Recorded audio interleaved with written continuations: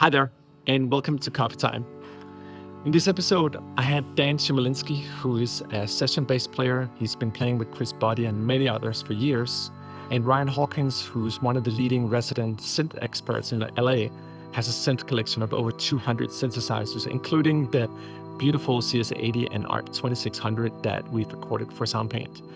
I had them over for a coffee talk. We're going to go deep into synthesis on this one here, all the wisdom and knowledge that happens both between a session player and someone having a massive synth collection. Chmielinski, or Chimy, also has a large synth collection, I think over 59 synths.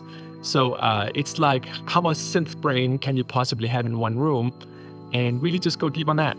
So I just want to preface that because this is long form video, and if this is of your interest, then join along. It's really a beautiful, deep journey into the world of analog synthesis in particular, and all the wonders that comes to these older technologies. And then also with the notion of what happens when we bring them into new technologies and bring the whole idea of vintage into a more modern age, and how to do that in the most graceful way possible. So welcome to Coffee Time. This is all about synthesizers. How much synth brain can we have in one room? I actually started looking at an espresso machine because of you too. I'm like, oh gosh, here comes another obsession. All my greatest albums have one thing common: there's barely any compression on it. How many synths do you own? 59. I'm in a few hundred, yeah. What was the address again? You can't get a bad sound out of a Juno. That's the secret about it. They're like, you can't get a bad sound out of it. Yeah, that was the Jupiter 8 for me. I brought it home and I was like, this is going to be overhyped. It's not going to be much different than my Juno. I'm like, good up, whatever. And I was like, oh, this is a different thing. That, wow. As advertised.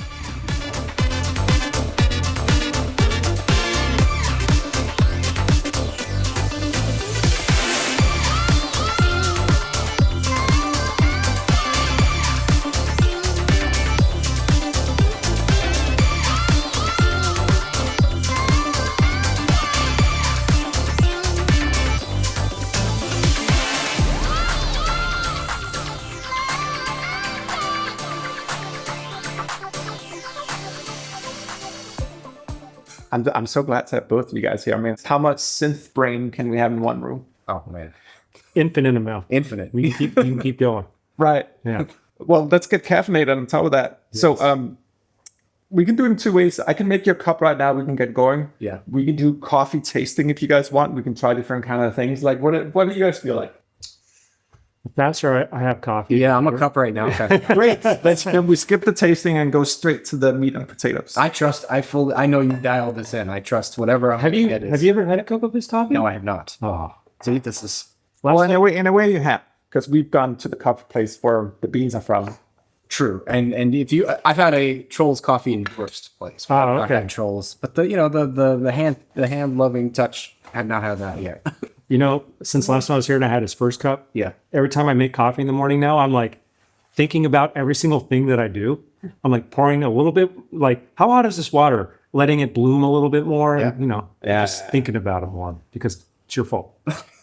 Well, it's your fault. Is it? Yeah, because like it's synthesis. It's like the loving attention to that fader. Yeah. Like it all matters. Every little motion, every little Yeah, and this coffee is no different. I agree. Totally agree. Yeah, we do pour over at home, and it's solid, but I have a feeling that his you see the meters and more measuring items here. Yeah, it's kind of. I mean, I'm not like a good chef. They don't use recipes. They kind of have it down. Like I still use just because I measure everything in like grams. Right. There really is a sweet spot. Yeah. 20 grams of beans, 39 grams of yield. Okay. That's the sweet spot. For me, it is, yeah. Oh, let me write that down. Save me a lot. That's well, that's only for espresso. Remember that. Yeah.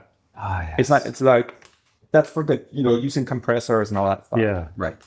Compressor. I actually started looking at an espresso machine because of you too. Oh yeah. You're like, I'm like, oh gosh, here comes another obsession. Oh boy. Dude, it's interesting because like now, like the art was the first time I've really gone down that rabbit hole. Yeah. And now I'm like, no, don't get one. That's just like you do not have time for it. But I no, you should get one. You should, yeah. There you go. All right. There's a good one on Reverb right now. Did you see that one? That's like I'm selling one. Are you selling the one I looked at on Reverb? Probably not. Let me see. I think I watched it. I watched so many things. It's not even so many things out of my. Mine's cosmetically pretty rough. The one I'm trying to sell. So a little trick. Yeah. I did It's gone. I did the first compression here, and it's really important when you do the compression that the timbre is even. Okay. So I can feel like I didn't get it completely even out. Now, one thing I've learned, this is through discovery, is that I did a little less than normal. Mm-hmm. Now I'm gonna add 2 more times. I'm gonna add more beans and compress them as well. It makes it insanely hard for it to get water through it, but the yield is better.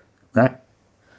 Are there any like musical analogies for that? For like keep compressing more and more and actually get a Squeezing more out of something. I don't know. That's Just sounds like a compressor. yeah.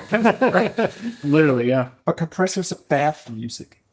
Like I think like all my greatest albums have one thing common: there's barely any compression on them. Yeah. It just ruins the sound. That's fair. Yeah.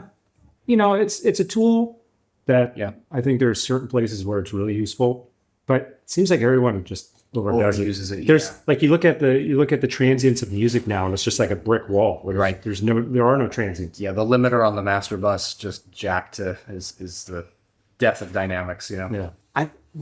Jeff Ellis, who lives across the street, our neighbor, like he did Frank Ocean, and Doja Cat, and he had another artist he's working with now. He got the vocal tracks in. There are 17 plugins on them. Yeah. 3 sooths, Yeah. 3 compressors. He stripped all of them away and sent the mix back, and they're like, "Oh my god, it's so great!" It sounds so much better now. Yeah. You actually like this is what the voice sounds like. Right. Yeah. Right. An additional filter on top Okay. helps with the compression, but most important, it helps you not having to clean the machine so much. Yeah. The less amount of cleaning, the better. Yes. That's definitely top of mind. Who's first? Oh, look at us. We're so selfless. You go first. All right. Since I'm new here. Yeah. When did you return? How long have you been gone? I was gone since I guess like very early February. So I've been gone about a month. Yeah, just got back 3 or 4 days ago. Wow. Yeah. It's crazy. Wild life. Yeah. Can't even imagine. I toured one time. Yeah. I call it my international tour because we played one show in Canada. That counts. That counts. I know it counts, but it's also kind of goofy. Yeah. It's like international tour. And after that one time, I was like, I'm not cut out for this. Yeah. Now my time. No, it's brutal, and you got to have the right mentality for it. And sometimes I do, sometimes I don't. It's really varies on what I'm doing at home when I have to leave, what I have to do when I come back. Have you been to any places you actually want to visit? Yeah. Oh, I've seen. I mean, there's incredible places. Yeah, a bunch of stuff in Europe and Asia. And I'm getting to see a lot of random small towns. That you would never go visit, Never go unless you were doing this. Correct, and that's been pretty nice. Yeah. So yeah, like once you get it, Yeah. now that you've done that so much, it's like Yeah. you've seen those places, and it's great that you had a reason to do it. You know, Exactly. because I haven't been, Yeah. and I'm jealous. No, it's cool. I mean, the travel, there are definitely cool parts. What's not cool is like rolling into a town at like 8 in the morning on a tour bus, sleeping, going to sound check, and then rolling out of on the same and tour you're- bus. and you're just like, bye. looking out the Like, window. Yeah, exactly. Oh, That's happened a couple times in Europe. We just most recently were in Florida and doing a bunch of towns in Florida, and same thing. You know? they're like, can't we just be here for like 6 more hours? Yeah, exactly. That's true. It's kind of like Yeah. driving outside of Disneyland, Yes. you know, and you're like, wait, can we just go to Disney? And you're like, no, you can just look at it from out here. First time I went to Prague, I was there for 8 total hours. Oh, We flew in, went to sound check. I got to see like the town for like an hour maybe, and then went to sleep and then left. okay. I don't. That's Prague. You know what? That sounds painful. Yeah. But I mean, we definitely get some off days in certain places. So, what place would you go back to? Really like Singapore. Singapore. A lot. Yeah. That is a place that. Look how thick the milk is. Yeah. That's it. You've done this is excellent. Oh, we'll see. Just wait. And no latte. Well, we can try latte. It will be right now. Can you do sine wave? Oh yeah, exactly. Camera eats and drinks first. Yeah, and do not wait for us because it's really best the first 30 seconds. Wow. That is. Yeah, 15 more It's kind of seconds. like sushi or something like that. Just the top layer of the milk. That's that one. Oh, that. Wow. as advertised. Oh, that's right? Yeah, Lives up to the hype. that's awesome. Kind of like a synth. Kind of like, like a holy grail synth that you just hear about and then you finally get it there. And you're like, is it going to be worth the hype? The copy's worth the hype. That was the Jupiter 8 for me. I got so, when I was working on the round 2 of the samples for that, I got so upset because I brought it home and I was like, this is going to be overhyped. It's not going to be much different than my Juno. I'm like, whatever. And I was like, oh, this is a different thing. I'm so glad I did that. Because like for me, I don't think I never really, I was like, okay, you're cool. Yeah. Like what's the hype? I mean, you're great. But coming back to it is like, oh. It's incredible. It's an insane synth. That is one of those that I feel like there's a small, and you probably have a better perspective on this, where it's like the synth is absolutely worth the premium of whatever people are paying for it. Like I feel like that's definitely true of anything Oberheim Sem related. Yep. CS80.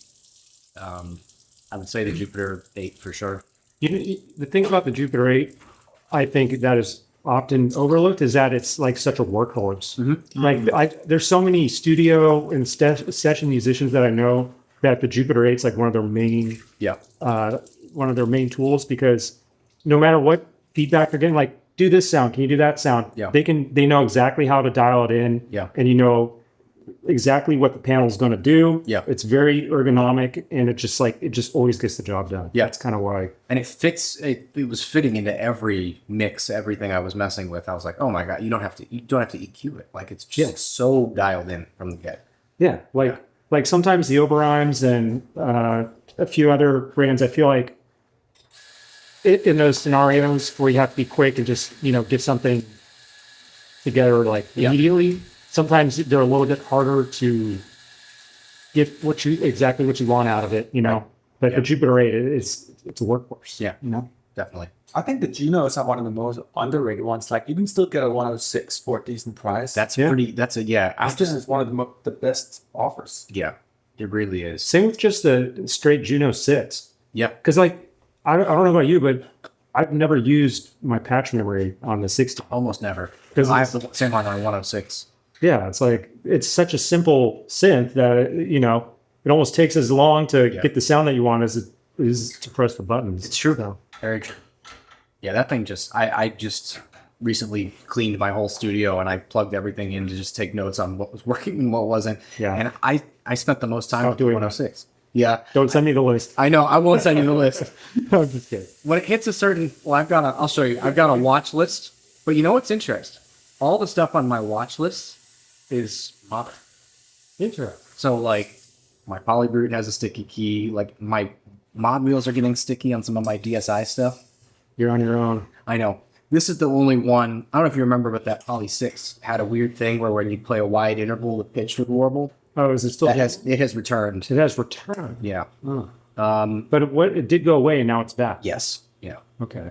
Yeah. You know about the 6 and the 30 it needs love at some point.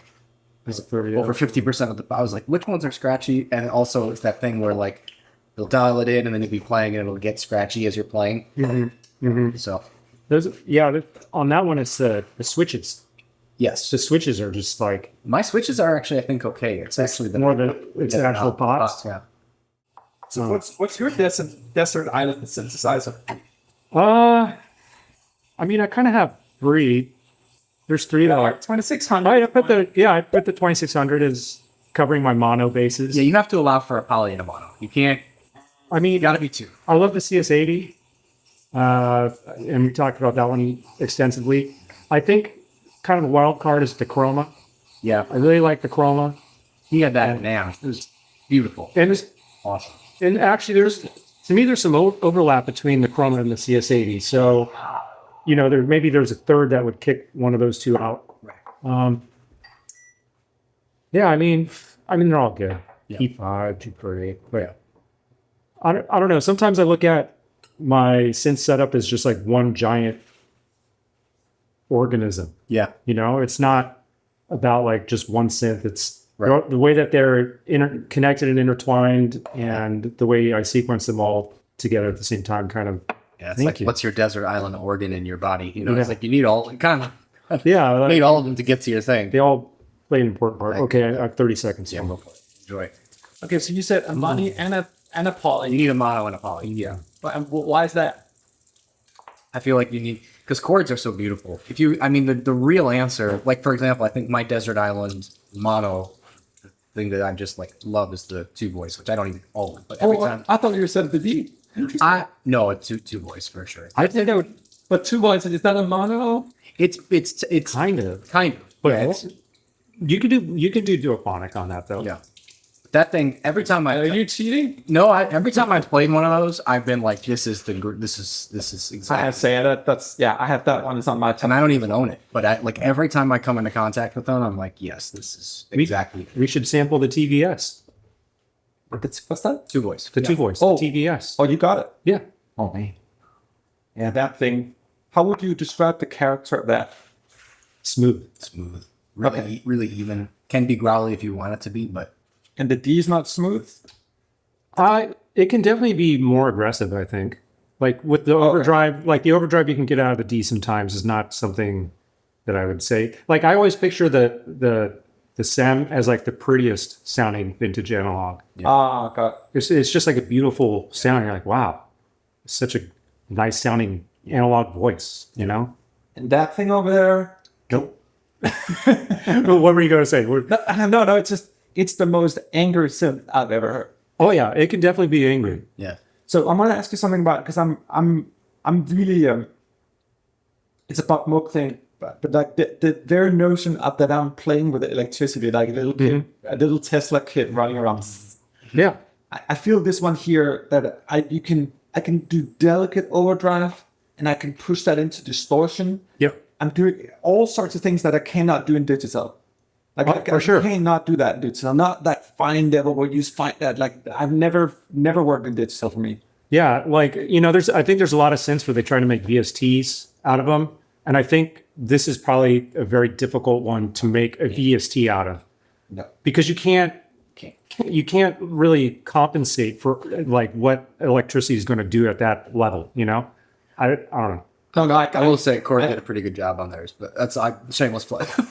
I like the Korg one, but But that one's not digital, is it? it's a VST. They have the standalone. VST version. They have the standalone analog one, but they do have VST, which I think is. But yeah, I'm with it. And even the noise that it produces. Yeah. Like I mean the actual noise of the unit. That I can still hear the spring reverb even if it's all the way turned down. Yeah, There's so many cross pollinations of tiny anomalies and instabilities. Yeah. It's I mean, it's a living, breathing thing. You know, it is. That's what I try and describe to people is, you are hearing electricity, and that's inherently going to be more organic than anything that you reduce to Yeah. plug in. and the weird thing is they all sound different. Yeah. Like this one sounds very different than out of the other 2600s, and it's because if you look at it, they had like I think 9 revisions. Yeah. Or just changes throughout the history, and each stage has its own like pluses and minuses, and yeah. Like from a non-linear point of view, there are too many factors in there. Like trying to build like we went pretty deep on the filters and sound. We trying to recreate the same anomalies and all that. Yeah. And I think the combination between deep sampling the oscillators as well. Yeah. Like we're all the CS80 is down to chromatic. Yeah. Because we came out with like Right. and multiple round robins, and each of them are alive in a different way. Yeah. We're gonna have digital oscillators too, but like for me, I would use that any day. Yeah. Absolutely. So what was your favorite part about it? I was constantly entertained. Yeah. Like just to go there, like it is like a myriad of rabbit holes. Yeah. That's I think that's actually like a great explanation of it, because to me it's not like the nicest sounding synth, it's not like the prettiest sounding synth, but it's just an extremely entertaining synth. Yeah. Yeah. You know, Yeah. you can do all those things, like you can do very standard leads and basses, which it does great bass. Yeah. It's a great bass machine, but then it can just like do so much more because it kind of it's on the line of a monosynth and a modular synth. It's both at the same time. So Very true. Yeah. super useful. Yeah. And it's funny because like I don't know how many, like I've probably done 200 sample sessions on it, something like that. And most of it, in the beginning, it was like basses and leads. That was just what it spoke to me. I tried to do pads, but it's a little bit like doing pads on the D or something. Right, Like right. It's gonna be too thick. Yeah, and then taking off 1 or 2 oscillators to calm it down. Yeah. But then I started watching some of my analysis. Oh, like drums, like how many 808s can that thing come out? Insane. Yeah. Yeah, you can make total, like, complete drum sample kits out of that just using the 2600. Right. Yeah. And then it's like for ambient soundscapes, like I had 2-hour sessions just sitting and dancing with the oscillators. Yeah. Endless. It's cool. See, now you need one. Yeah, there you go. Yeah. I mean, the good news is, like, I don't, like, in a way, like, I really appreciate these sessions because I get to know it, and then I move on to the next thing. And like, for me, like, it's really it's the joy of having Soundpaint. Like, so that's where and this is one of those instruments where I think more so than, like, even the CS80, where you could sample this thing for years, right? Just with all the different combinations that you could come up with. I know the CS80, and I'm probably wrong because I felt the same thing about the Jupiter until we had a conversation, and Dan opened my eyes. It's like, did we really nail it? Yeah. And we went back and did the whole thing. Yeah. The CS80, I feel for now I got it. Yeah. This thing, I mean, it's by far the most comprehensively sampled ever, but I know there's more. I'm gonna come back and do a round 2 on that one. But you know what? When you do round 2, we should do another 2600 because they're different. They all sound different. Like, this is a 2601. Yeah. So there are some revisions. Like, for instance, just the reverb tank on this one. They put it on the floor of the instrument, and it's smaller. So it's much noisier. Like, when you're using the instrument, you hear the springs kicking around in this one much more than the earlier ones where they have the bigger springs on the back. And those have longer reverb tails. Yeah. Things like that. Like, there's just small changes that they made. Oh yeah, I mean, it's the worst sounding reverb in a way that's in there. I will say, out of all of my 2600s, the reverb in this one is probably the best sound. Worst. Okay. This is to me, this is the worst reverb, but this is the best working 2600 I have. Yeah. Because as they went later on, they increased the quality of all the inputs, all the jacks. It's a lot easier to service because none of the modules are potted. It's like a really good, like, inflection point of the quality and the sound. Yeah. That's why I like this one. And I've considered swapping the tank out and putting a bigger tank like an earlier one, but I was like, that's what it is. Yeah, I think it's a guitar. I had recorded one performance where it was just like I would just gently tap the unit and I turned it on. Yeah. And playing with the spring reverb was just a part of it as well. Yeah. It made me think like someone should build like a more tactile synth that had more, like, so you could play percussively or something. Why does it always have to just be keys and sliders? Like, Yeah.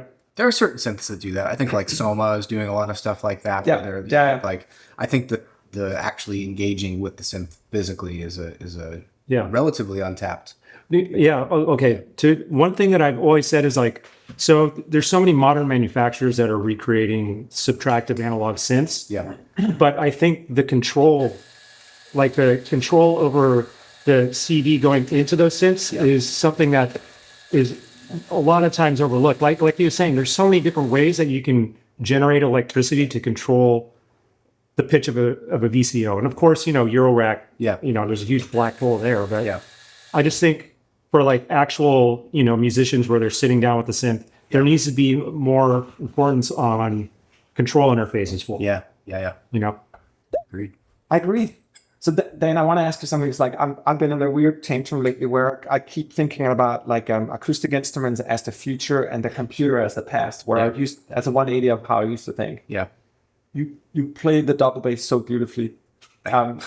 Like, for you, like, the tactile aspect of playing a real bass with real strings and all that stuff, isn't it more gratifying in some ways, even compared to, like, an analog synth?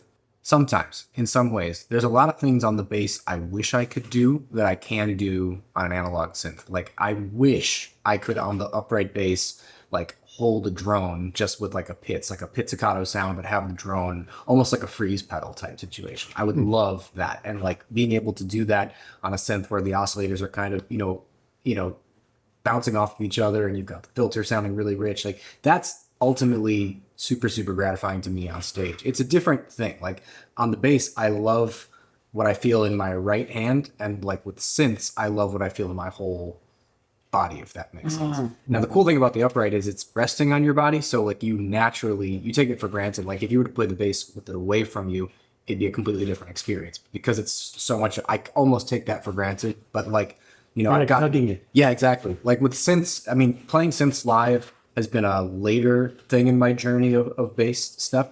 But man, when the subs are going and you're on stage and you're like able to actually create stuff and manipulate stuff, like there's a part in our show where we have like a drum solo and I can basically do whatever I want with the synth. And like listening to him, like I just spend the first 2 minutes of his solo like dialing in a sound from scratch. And then being able to like hit and hear what it sounds like that's a different level of gratification. It's like you're inventing a sound for that moment. The bass is a sound I love and identify so deeply with as like my personality, but ultimately I know what the sound is going to be, which is kind of cool. So it scratches a different itch, which is why I like to do both. But I think they're just two equal but different experiences, I would say.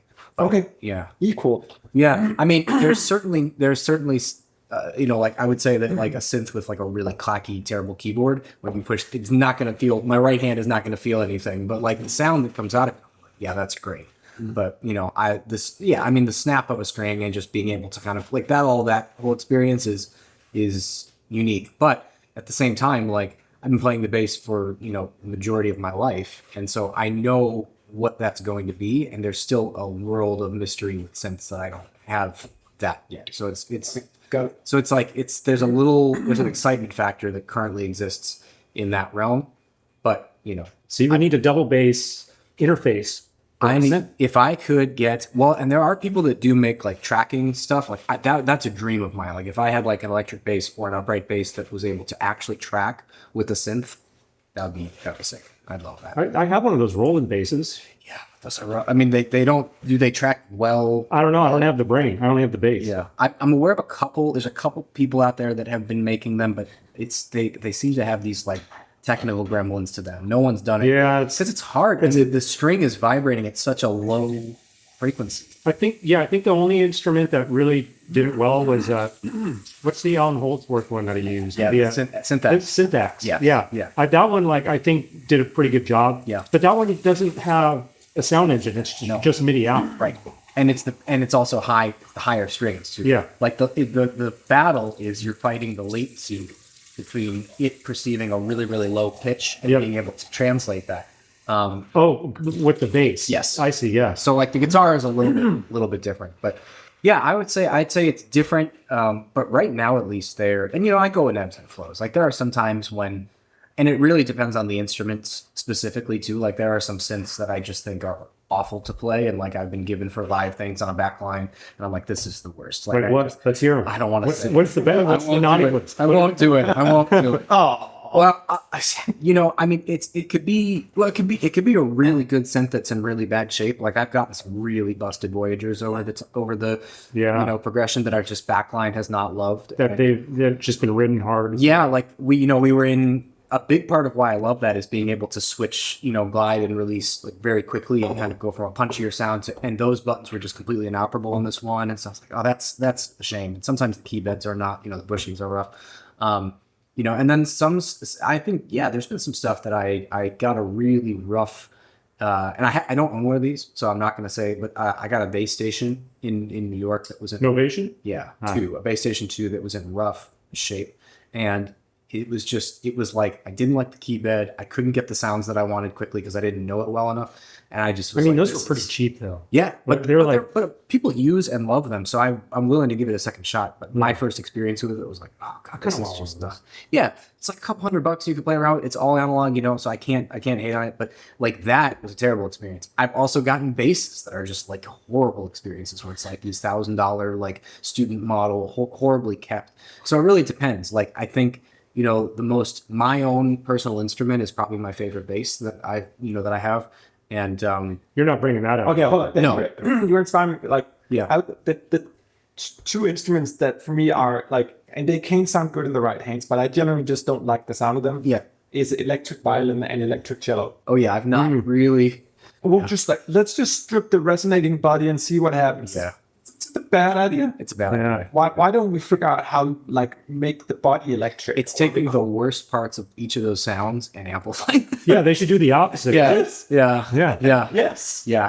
And I even violins with pickup, which I'm hearing a lot in the show I'm currently on, it's just not. It's so nasal. It's rough. Like strings need distance. Yep. It's like me speaking in your ear. Like we need a little bit of space. Yeah. So true. It sounds like a mosquito. No matter how much reverb you put on it, no matter That's how so much true. you EQ it, because you're essentially reducing this beautiful resonating body to, and it's like certain things work, certain things don't. Like, and that's another thing. Like, so I could have a great upright bass, but all they have is this pickup from 1980 that's like slapped on the bridge, and that's what I'm hearing the whole night. And it's like no matter how good it feels. So there's so many variables. Like, and so I guess a long-winded way of answering your question is it really depends on the instrument itself. Like, there are some basses where it's like, I'd just be happy doing this for the rest of my life. Like, it's just like, I'm surprised you don't have your own pickup that you just bring with you. I've thought about it, and I'm certainly way more of a fan of microphone over pickup.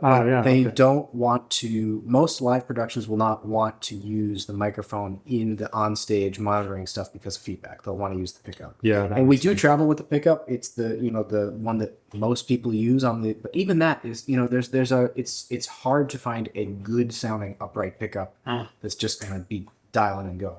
So, it depends. But yeah, I would say the satisfaction aspect of it changes based on everything, the environment, the music, right? Like there's some stuff where it's just like, oh, this is clearly nothing's going to beat an upright bass in this moment. This is what feels the best. This is what looks the best. This is what sounds the best, So it depends. You ever do the straight cat? Stand up on the bass? No, that's one of my dreams and nightmares. Like if somebody ever asked me to like get one of those basses and stand on it, I'd be like, this is fun. But also at the same time, I would just not trust my own ability to not. Is that guy good? Yeah. Is he a good bassist? Oh, your opinion matters to me more than bassist. So. I think anybody that can do theatrics with an upright bass deserves some kind of award outside of, and also like just being able to, like, I mean, a lot of like the rockabilly kind of bass style where they're doing that stuff is incredibly hard. Like I've been playing this instrument for the majority of my life and I can't get that like like where you're doing the percussive aspects on the that's very hard and it requires a lot of skill, so it's just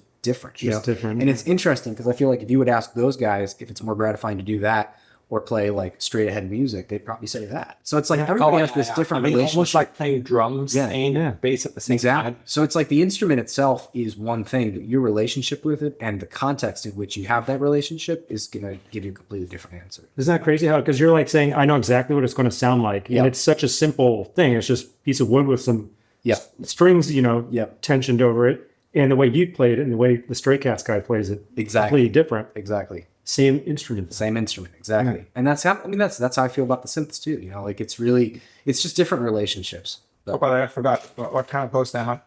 These are, I was looking at those.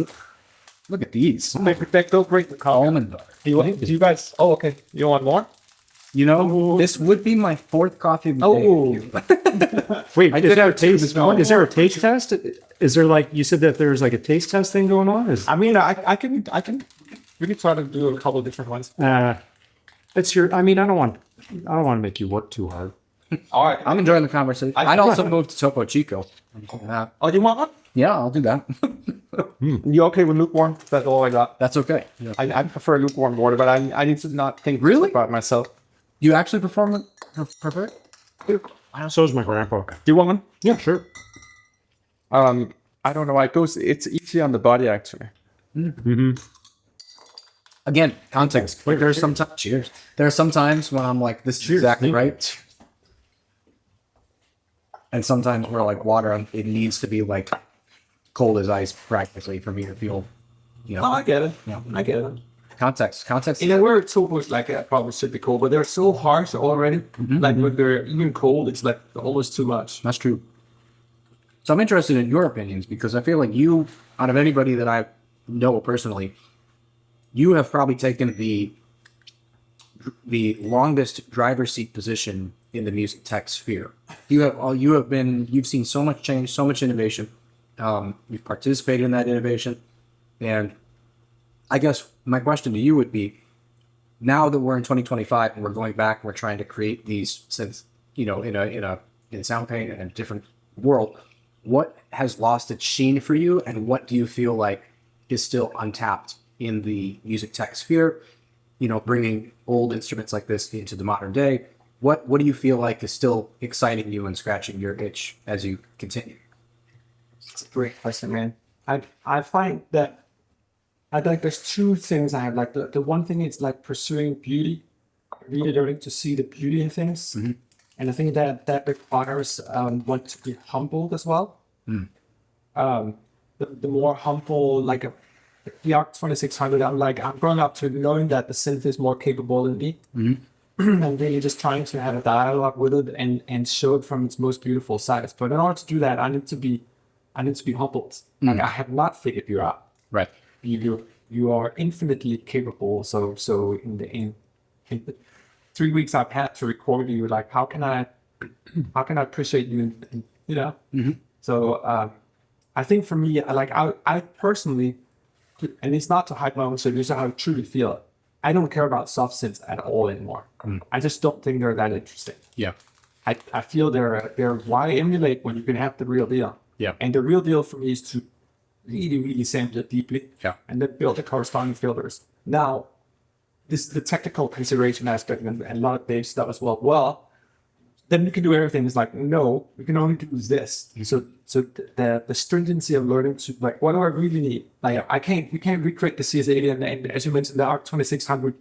Even with current AIs, we wouldn't be able to replicate it because you may be able to record each individual thing, but how do they correspond? Right? There's too many variables to. So, yeah, I mean, it's just to. I'm going backwards. Yeah. And I'm like, I did a harpsichord. We did 2 harpsichords recently. Yeah. Where I learned so much from harpsichord history as well. And some of the best harpsichords are older than the newer ones because they use bird feathers from omnivore birds. Yeah. So the protein density in the plucking device is better than plastic. And you can hear the difference. Wow. Stradivarius. What was it? We spoke last time with this fascinating discussion on how come that the Model D and the CS80, the first of their kind of the best as well. When there's been a million iterations later on. Yeah. What was it? Like that's where I'm at. Like just rediscovering the past and try to bring it forth in new light with a humble and loving thing. I don't know if that makes sense. No, it makes perfect. I mean, Tom kind of said the same thing about his own instruments. Yeah. Like the SEM. Like that was it. That was the best sounding. And he'll straight up say that. And then as time went on, the technology got better and the instruments got better as far as like what they're capable of doing. But you kind of give up a little bit on the bass tone and sound of the instrument as time passes. Sure. In search of practicality. And I mean, granted, just like you're doing specialty coffee and we're down to like, I also like, how lucky am I that with the ARC 2600 that we may get to do different variations of it as the components have to be graded in different ways. Yeah. Okay, I want to ask you something about the CS80. How long do you think it's gonna last until the components statistically are dead? I mean, they're dying every year on me. It's like until they're all dead. I mean, who knows? What are we looking at? 20 years? I would say they could probably last longer than that. I would say so. I mean, most of the components you can find replacements for. It's just the IG chips that are the problem. Luckily, there's a couple of guys out there that are trying to remake them. I've been hearing that for a while, though, and I feel I keep saying it. But and who knows if it'll actually ever really happen? And maybe we'll just be relying on 120-year-old chips one day. Well, so that's my question. How long can they actually last? Because like it's not going to be a Stradivarius, right? You're not going to have a CS83 400 years from now. No. Yeah, I know. It's a valid question and concern because all the components in there are probably already past their useful shelf life. If you really think about it, like they were not making these instruments going like, oh, let's see what they sound like in 60 years. It's not like a violin or a guitar where it just can live on indefinitely, you know? So it'll be interesting to see actually how that plays out over the next 20 years, like what kind of failures we see in the electronics. Do you feel that we're like for me at least, like just having dealt with enough of them, I feel, and maybe it's my own hype talk, but that we're in a sweet spot right now where the units are starting to degrade and develop personalities, but not in a bad way yet. Mm-hmm. Yeah, I think we're probably hitting the point where that sweet spot's starting to drop off. Okay. You know what I mean? I think the last 10 years has probably been a good sweet spot, because since in the 70s, like pretty much most of the stuff that I'm running into now, I'm looking at the caps, I'm looking at how long those caps have been in there, and I'm going like, this thing should probably have all the caps replaced, you know? And a lot of people, depending on what caps you choose, you know, becomes a big discussion of what's the proper way of doing that, what caps do you use, should you even do it? If you ask like guitar people with their amps, they're like, don't touch any of my caps. Like they need to be 75-year-old caps in there or however old they are. But to me, like, especially with how many are in these instruments and what happens when they fail, I'm usually of the mindset that you should just replace them all. And we're starting to hit that point where they've been past their shelf life now for probably 20 plus years. Yeah. But we're starting at that point where it's like, okay, these are really past their shelf life, you know? So Okay, and they're not all turning into fine wine anymore. no. They'll start failing and they will start messing with the electronics. I go back and forth with myself on this because I like to keep things as original as possible. So if it sounds good, I'll look at the caps and go, oh, this should probably be recapped, maybe do the power supply, and then I'll just let it run for as long as it will. And then if stuff starts breaking, then I'll go, okay, it's time to do everything, you know? Yeah. But if it sounds like this one, besides the tantalum caps and the power supply, I've barely done anything to it. Like that's pretty much all original besides that. Wow. And that's what I like. Like there's a lot of people where they'll do like audio upgrade mods where they'll swap out op amps and like do modifications to make it sound higher, sound better and higher fidelity, and also get rid of the noise floor. But I don't know. I like just, this is what it is. Like this is how it came to us. So Yeah. I try to preserve that as much as I can. I was thinking more about your question as well. Like, when was the last time you saw a real new instrument? Yeah. I think kind of going back to what we were saying earlier about interfaces, I think that is an area where I think we are seeing some innovation. Like I look at synths like the Polygroup 12 and all the different like aftertouch modes that you have. That's a completely different relationship. It's polyphonic aftertouch, and there's like all these little That little pad thing that they have is really the pad is very cool as well, and then they have the strip, and it's like I think once we start to combine really interesting touch surfaces and interfaces with stuff that sounds good and harkens back to, you know, the older style of analog synthesis, I think that's going to be where stuff really starts to get interesting again and new again. Like, you know, you just picked up the Super Gemini, right? Like that to me is the closest thing we have to a modern CS80. It doesn't have all the same, like, you know, instabilities and stuff like that, but in terms of just the interface, you've got every single slider right in front of you. It's dual stack, you know, you've got the ribbon. It's like that to me is a modern take on, you know, the CS80 from past. So that to me is like taking something old and making a completely new and novel experience out of it. But, you know, and I think I love that thing. But yeah, It's going to be interesting to see with the modern analogs how they degrade as well. Yeah. Do all those micro circuits. SMD. I mean, yeah, like you were just showing me that list of synths that have a problem, and I'm looking at the list going like, I'm not going to touch any of those. And you know, I'm starting to see that more and more where people are hitting me up and they're like, hey, can you fix this thing? And it's maybe like 10, 15 years old. Yeah. And I'm just not set up to work on SMD equipment. No, everything is so tiny and small. Yeah. Not saying it's not. We will hit a point where that becomes a specialty, just like analog synth repair up until maybe, you know, the last 5 to 10 years was kind of it was really hard to find decent techs, but it seems like more people are learning how to do it. I think we'll hit a point where the synths that are here now will have their own renaissance, and there will be people that figure out how to fix them then. Sure. You Do know, you think the components degrade in the same way when they're that small? Because I would imagine that the margin for error is a lot bigger because there's not enough physical matter to degrade over time. I think manufacturing techniques are probably better now. There's less variance in the components. As far as how long they'll last, like for instance, we're talking about caps from the 70s. So what is that now? Like, you know, 50-year-old caps. When these instruments are 50 years old, I don't know. I honestly don't know what's going to fail them. It's really hard to. Yeah. We'll find out. But I will tell you, troubleshooting SMD boards is way, at least for me, way harder than anything that's through hole. Okay.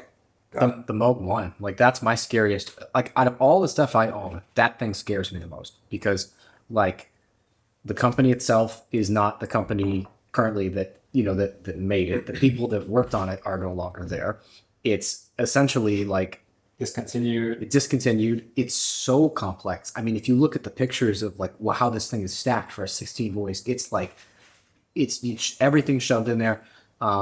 They've basically all but said they're done doing any kind of firmware updates for it, and there are still lots of bugs. They're talking about making it open source or whatever, but people are waking up and like these things are just becoming paperweights. And it's like, okay, that's a $10,000 paperweight. Like that scares me more than my CS60. Yeah. Which, it would scare me more too. So, but at the same time, it can do everything. Like if I need a sound that I can, there's nothing it can't do. And it sounds great. And there's all these effects and it's a beautiful instrument. And like, as I said, like the interface is wonderful to work with. So I love it, but it frightens me to death. It's like, man, like, when you pull all the support beams from it, like the company's not the way it used, they don't want to do firmware updates. It's like essentially like what's left. I mean, you repair those by swapping out entire boards. Yeah. Like they're like, oh, the processor board is dead. Here's a new one, and you put in the new board. But when they stop making those, the only way you're going to be able to fix them is with other synths of the same year. Right. I mean, it's kind of like the IG chips, but a more modern version. Yeah. I think a good example of that too is like the Andromeda like the Alesis A6, like those ASICs chips, right? Those voice chips.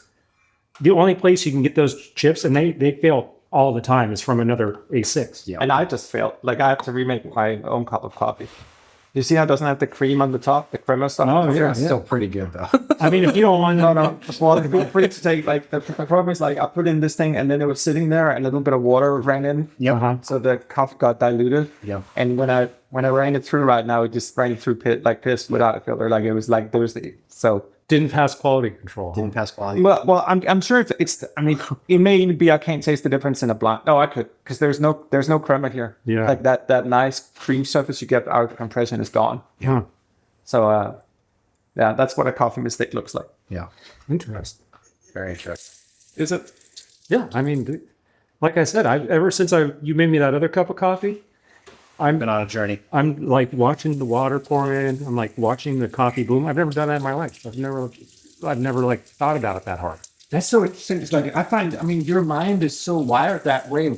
I mean, it's the same thing as preparing something. It's the attention to detail. Yeah. I mean, I guess there's so many things around us that we could pay a lot more attention to detail about. Like someone paid so much attention to detail of the glass on these, cabinets, but to everyone else, it's like they just don't see it. Yeah. And for the longest time, that was like the synth world. It's like it's been there the whole time. Yeah. There's always been people that have been really into it. Yeah. And for the longest time, like no one even knew how to say synthesizer again. And you know what I mean? Like through the 90s and early 2000s, it was like very few people. But now everyone's paying attention to it. Speaking of all this, like I'm a little bit proud. Like the Prophet X got discontinued like 6 months ago or whatever. Right. And that was kind of sad to me. But then I was also like, well, I'm in the cool club now. Because there's not, of all the greatest synthesizers we know, at least in the vintage realm, like, what do they all have in common? They've all been discontinued. Yeah. You can't give them, And it is not the 808, 909, Sierra 78, like drum machines too. Yeah. Physical instruments, same deal. Like some of the best pianos are in the 20s and 30s. Yeah. Sideways. Yeah. Yeah. That's true. true. Like it's the same things. So it was like, that's cool. Yeah. Yeah. I've yet to try one of these. I've never played a Prophet X. We got to do it. You can grab it. Oh, I mean, we'll talk about it. Yeah, no, I know. What was your first synth? Your first analog? My first synth was a Juno A. Is that what it's called? The Alpha? Oh, the Juno? Yeah, like the Juno 1 or 2. Yeah. It had the unfortunate DX7 kind of flat thing. Yeah. So but they sound good. They sound great. Yeah. Yeah, that was the first one, and then I switched from that one to I spent a year and a half working on a bar, saving up for the Sonic ASR 10. Oh, nice. Real sampler. Gotcha. I mean, I used Those are pretty legendary. Those are pretty. Oh my god. Yeah. Still, And they're still demanding. Where someone famous has. yeah, Kanye was all over. Kanye, yeah. Yeah, but the prices are still very high for those. Yeah, and lot of so this hip-hop. is a side project or something, but we are SP 1200, ASR 10, Akai 900. Yeah. Each of those have different kind of bit resolutions. Yeah. And we have I think we can use the similar techniques to what we use for capturing the filters. Yeah. To capture the bit resolution. Yeah. Fairlight. Just all the different DACs.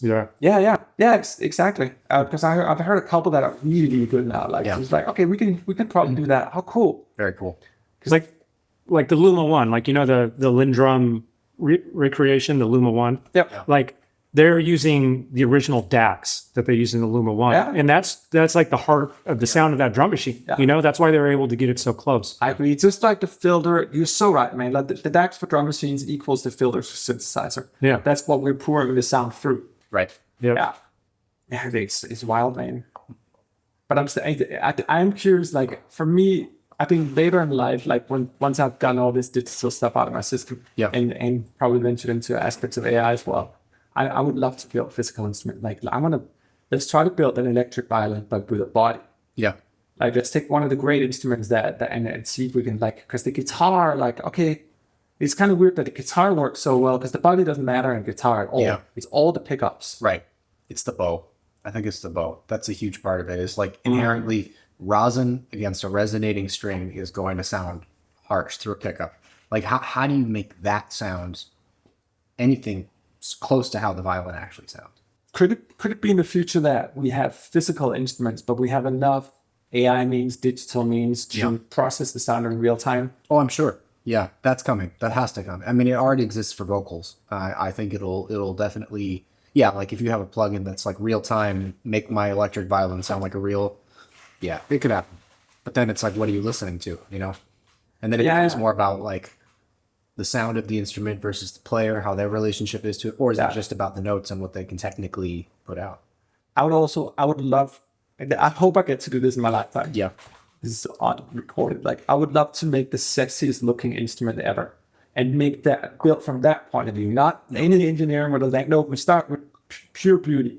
What would look the fucking best on a human being? Like a guitar, phallic, just the right size, you can move around. Like, it has so many components to it that just makes it like, Dave often spoke about this, like this important aspect to this. Oh, the interface is you must feel that way too. Like I feel like, out of all my collection, I can get to the same sound on mostly everything, but there's something inherent about different looking interfaces and what you have at your disposal immediately available. Like, I've sold a lot of synths that I'm realizing, and this is funny because I just gave you one to work on, but I'm realizing that like without knobs, like if it's just a, push button change, that does not inspire me, no matter how good the thing sounds. Like, that to me is like a rougher interface. And so just like the inherent beauty of the panel and what's accessible to you and how it looks is inspirational to me. Yeah. Well, I totally, and that's actually why I think the 2600 is my favorite. Yeah.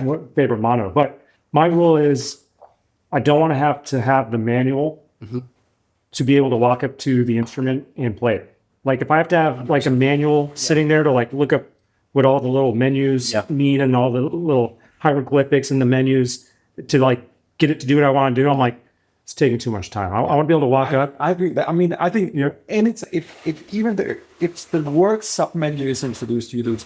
It's just a bad design. And I think this is what we need to learn from acoustic instruments. Like, there's no delay between you picking up the double bass. Barrier to entry. Right. That's what I always tell. Like, my dad is a hobbyist. Like he played organ as a kid, and he's now getting into synthesizers because he had this whole fascination with prog rock and all these sounds. That's how we met. Yeah, that's how we met. I got my dad an ARP, and I saw it on Craigslist. Pro DGX. Yes. You know how many friends I've made off of Craigslist just selling them keyboards? Well, and the reason I knew who you were was when I walked into your studio and I saw the blue Pro 1. Yeah. I remembered that from my Instagram, like, For You page, and I was like, or Explore page or whatever, and I was like, I think I know your stuff. But my dad, like, he's working, working a 9 to 5 and comes home and just wants to jam. And, I've told him many times, anything that increases your barrier to entry, barrier to actually having fun with it is not worthwhile. Like Yeah. it should be as low as possible. Can you walk into that room and feel like you can just sit down and go, you know? Totally. Because any barriers that present themselves are going to be excuses for you to either not create what you want to create or just not engage at all. And then becomes, you know, more of a technical mastery thing than a art. And like the 2600, if you compare that to like an actual modular synth, I think that kind of helps bridge that gap. Because in a modular synth, which it is, Yeah. just to get a sound going, you have to patch it up. You got to do these certain things. Right. This does like the real basic stuff Yeah. for you before you even walk up to it. So it's like so immediate. Very And true. then you could just go to the next level. Yeah. You know? Do you want milk cup? I don't know if I can handle that. Is there? Can I have like a baby cup? Yeah, I can make you. a little bit? Because like it's just I'm going to start flying around the room. Yeah, I'll get you. I'll do mine, and then I'll just keep pouring a little bit into yours. Okay. Yeah. I like that idea. That would be my fourth, so I'm out. I had one. I made one this morning. I went to go get breakfast, so I had it with bread, and then I had one bread, and now this is my third. What was your first analog synth? Juno 60. Yeah. My uncle gave Oh, that's a great one to start with. Yeah. my uncle gave it to me. It was his. He used to play in bands in the 80s. Yeah. He had a Juno 60. Yeah. He had a Mirage that he gave me. That's another one. A Mirage is an amazing instrument too. That's a whole other conversation. And he had an RD1000 Roland, which that was his baby. Right. You know, the one John Elton used and all that. But yeah, he gave me the Juno 60. And at the time, our Juno 60s were like $200. Yeah. You can get them. You can buy 20 of them any day of the week. Yeah. But now he's seen the prices. I mean, he's always like, it's like, how's the Juno 60 now that they're, you know? Do you still have it? Yeah, of course I still have it. It's the one. It's like That's incredible. I'll never sell that thing. That is so No. cool. Are you kidding me? I'm a hoarder. Right? I don't sell anything. But your very first, that's very cool. Yeah. I don't have First my analog. first. My first was an MS-20 Mini. And You know, the little Korg reissue. That's a great one to start with. Yeah, yeah. I sold it. I went on this like trying to find the best MS-20 thing I could for like. Then I had that, but I didn't like that it was just one filter profile. So when Behringer came out with the little module with the two filter profiles, I got that. But it was just always going out of tune, and I was like, "This is." And then The Behringer went out of tune. yeah, Okay. I calibrated that Behringer based on a YouTube tutorial. I was like flipping up. I mean, it would go out like every 6 months, but it was annoying enough that I was looking for. You want milk as well, or do you just want straight coffee? I'll just do straight coffee. Yeah. And then I got the recent Korg reissue, the full size that has the full filter, and that's where I'm stopping until I find two MS-20s with different filter variants. You know what my very first synth was? It was the CS6X, the Yamaha. CS6X. Yamaha Rompler. I don't even know what that is. It's a silver kind of mid 90s. Did a lot of different stuff, kind of like a workstation, kind of not. Yeah. But that thing taught me. I didn't know what a filter was. I didn't know what anything was when I bought that, and it was just so exciting. Thank you. Very cool. Yeah, Very cool. I still bust it out every once in a while. You know? Yeah. So filters, what's you guys' favorite filter? You know, maybe it's just because I don't. choose. I mean, the Oberheim Zen filter is pretty good. Yeah. I'd probably say that one's first. I mean, the Steiger Parker modular system that I just picked Oh, up. that's the one we talked about. I mean that's an amazing filter. So that's Yeah. Polybrute.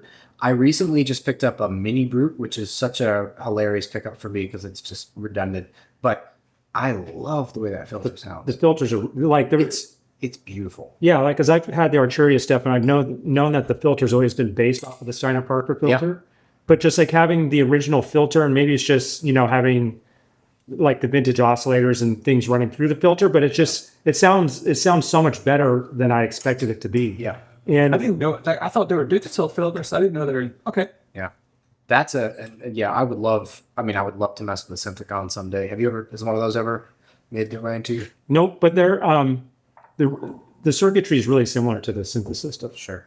So it's basically they just took the modules and kind of like a mini Moog, Yeah. just made the internal connections. Yeah.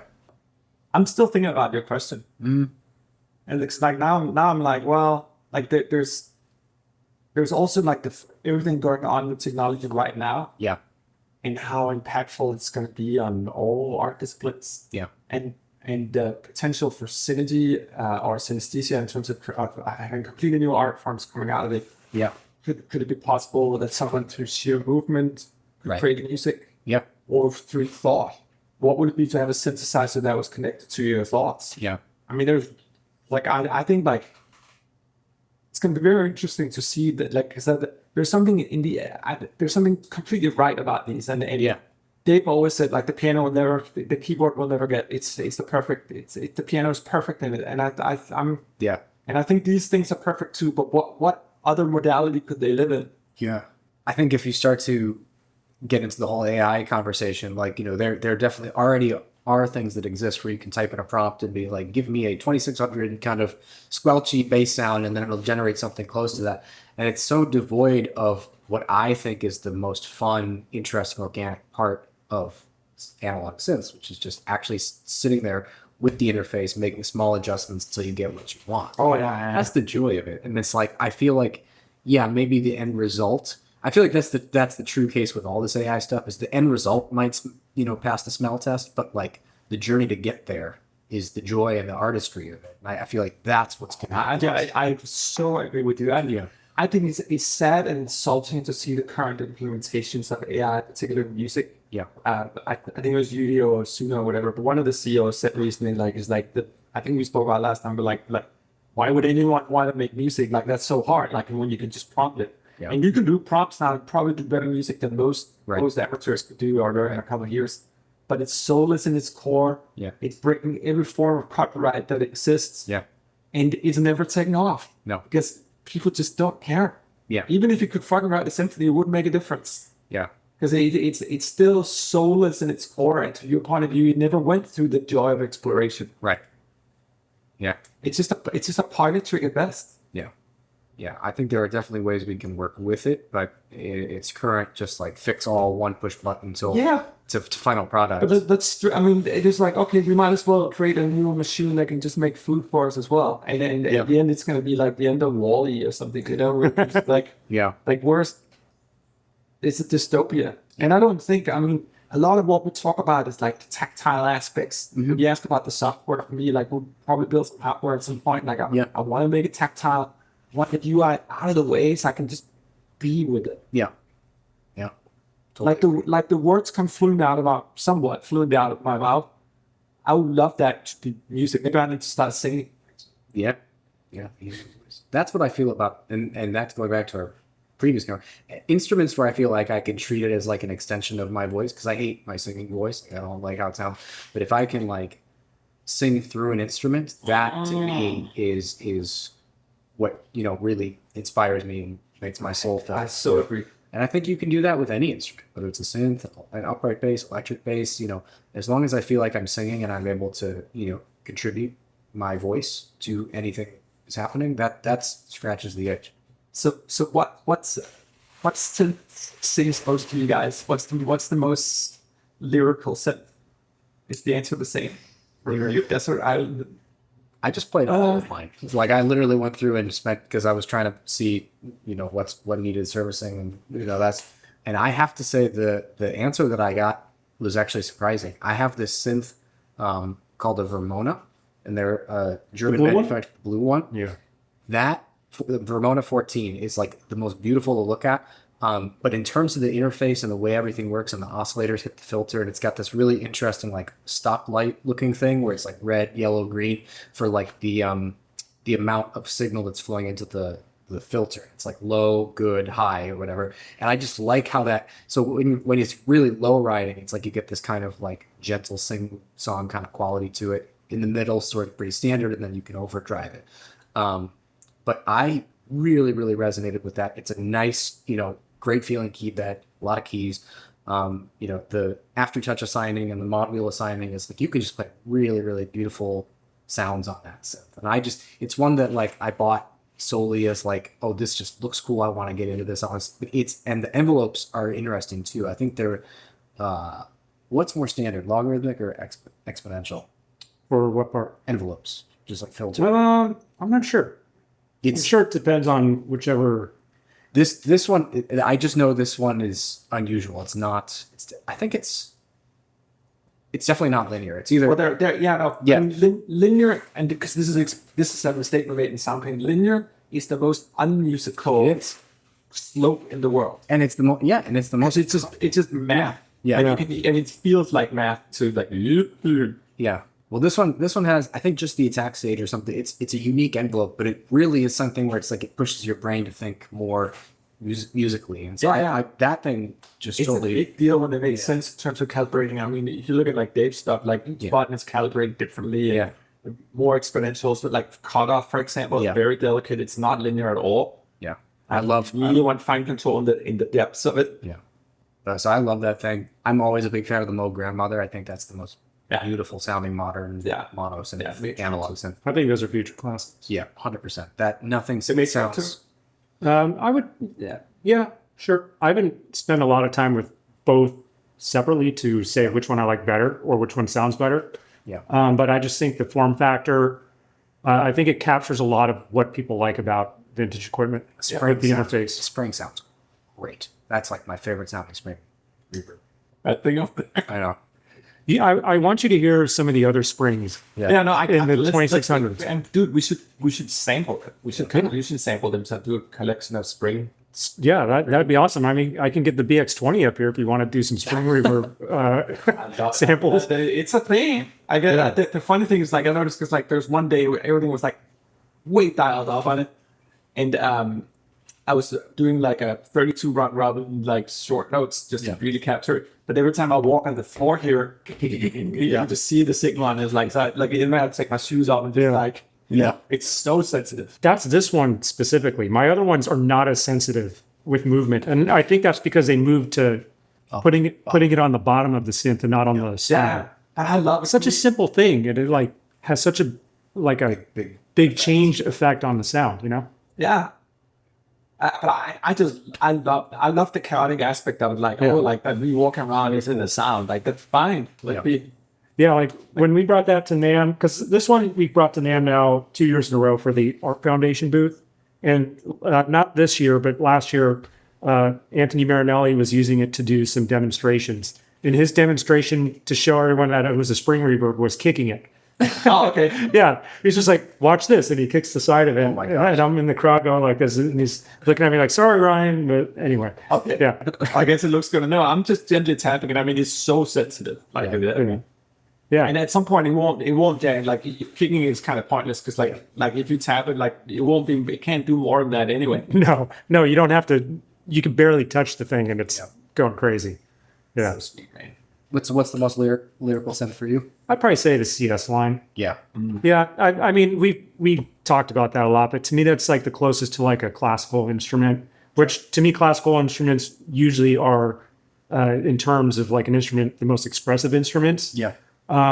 So I would say a CS80 or just like a straight piano. You know what I mean? Like just old fashioned piano. I love playing just piano with real basic velocity. Yeah. But yeah, I'd probably say in the synth world, probably a CS80.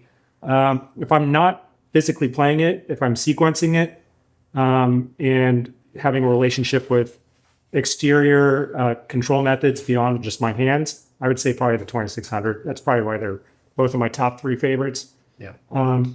Which you didn't really. The interesting thing is like why I love the 2600 is you can interface with it in so many different ways beyond just the key bed. I mean, we're almost kind of interfacing it right now with the software you're building out of it, right? Like you're interfacing with the 2600. But there's so many different ways you can control it, you know? Yeah.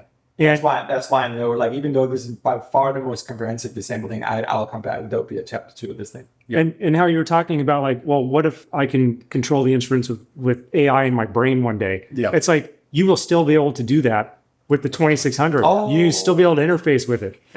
Right. You just have to convert it to control voltage. Yeah. That's all you got to do. Yeah. It's like anything, sky's the limit, you know? I think the electricity is back. Yeah, totally. Yeah. And I think, I mean, when you look at the inside of the CS80, Yeah. for me, like, that's a reason why it sounds so good. Yeah. Real components. Like, It looks like a brain. I mean, it literally. It does. When you look inside of it, you're just like, it's just. and I mean, if you think about it, like, there's probably more thought that went into that than the Stradivarius. Yeah. Like, for sure. How many engineers worked on that thing? And like, It's like a modern marvel to me. Like, I don't know how they did it. Like, it's probably patch memory, but analog. analog patch memory. Yeah. And the fact that we can't recreate, or at least it's taking a very long time to recreate the chips. Like, that's insane to me. Like, from an engineering perspective, I mean, you must have some perspective on this. If we have the actual chips and we have 2025 type technology, how come they still can't reverse engineer it? Like, why can't they just have a chip that is basically a computer? And they just program what the pins are going to do? Yeah. I don't know. That's crazy. It's the instant build. Like, my lights just went out the other day here, and I heard a weird thing over there. So something went down. There's an anomaly in the power circuits here. Yeah. Oh, I feel that you can, like, it's like that bubble thing. You can feel the electricity. Oh yeah. Like, it's totally. Yeah, especially with the 2600s, like, you definitely feel like you're harnessing electricity, because especially with the patch cables, you know. Yeah. And I mean, you made the CS80 pretty much. The CS80 for me was like, I thought that was like so organic, but then you go to that one, the CS80 is actually a proper, like, not digital, but it feels like it in comparison almost. Right. Totally. And the CS80 to me is like the box of what it does is so much smaller than the 2600. Sure. Like, the 2600 is literally limitless because you can interface with so many different things. Yeah. And I think that's why it's had such like a strong following over all the years, you know? Yeah. It's interesting though, because when the 2600 came out, it was mainly built to be a teaching tool. They were trying to sell them to schools, to universities. Right. And that's why they had the 2600C, which was the console version. And that's the, you know, like the Blue Marvin and the Gray Meanie. Yeah. Those are 2600Cs console. And then they had the 2600P, which was portable. And that's like this one in the case. Yeah. And I think if they didn't make that change, we would not know as much about it or care as much about it, because people wouldn't stay in the classroom. It would have stayed in the classroom. Yeah. Like, you wouldn't have Frankenstein, you know, where they're using him, touring out with them, beating the crap out of them. You wouldn't have that. It's also, I mean, it's sexy in a different way. Yeah. You know, when you look at it, it's like if there wasn't a keyboard attached to it, I think most people wouldn't even think it was an instrument. Like, Yeah. They're like, what is this? Yeah, old radioactive equipment. Right. Like, switchboard. Yeah. Is this like a phone switch there? Exactly. Yeah. All 5 to like. Yeah. Yeah. It looks like test equipment. Yeah. Pretty much. And in a way it is. It kind of is. Yeah. Exactly. Like, that's why I'm like, oh, you want to learn synthesis? Just sit in front of a 2600. And it's funny how many people, when they sit at it, they're like, why is it making sound? Why isn't it making sound? Like, they get so confused. Oh, wow. Because I remember the first year, like, wait, what's going on here? But just like, I think it kind of rewires how you approach subtractive synthesis after you spend enough time with the 2600. Yeah. Very much. Yeah. Dave was always, he felt subtractive. It start and end with subtract. Yep. Yeah. Totally. I have to say, like, I'm getting more hot than FM. Yeah. Like, the DX7 is not a cold synth. It's very warm when it's heated the right way, but it's such a flexible. Yeah.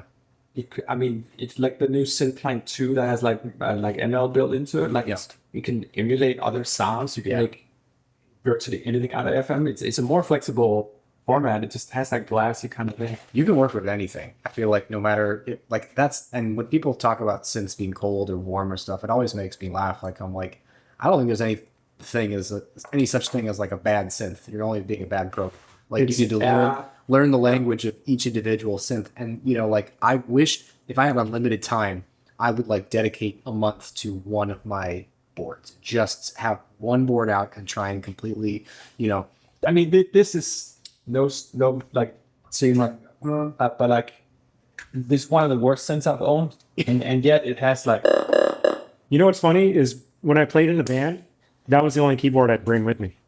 Out of all my because it's so small and it just had like a little pad. Yeah. That or an RS-09. Like, when I used to play bands, keys and bands, I mainly play guitar, but when I had to play some keys, I'd just bring that little Casio. Yeah.